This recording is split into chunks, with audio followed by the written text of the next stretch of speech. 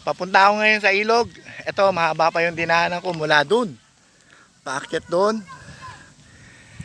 Papunta ako ngayon sa ilog para bisitahin yung ginawa ng mga pamangkin ko na bahay kubo.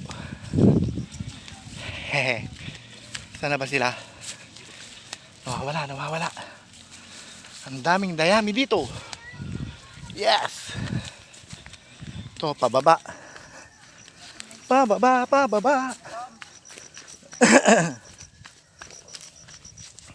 Ayun. Then dito na sa ilog. Kasi ngayon, piyesta ngayon dito. Piyesta ng ilog kung tawagin. Ito, kanya-kanyang gawa. Ayan o. Ayan sila o.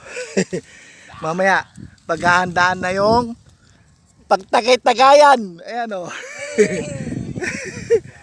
Okay ba? Itong ginawa nila. Ito ang ilog. Ito pa yung isa. Ayan po. Oh. Ayan pinsan ko, si Tom. Kaway-kaway dyan.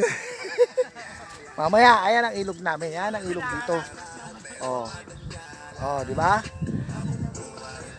Dami na, may namimingwit pa oh. Ayan oh. Okay? Mainit ngayon dito.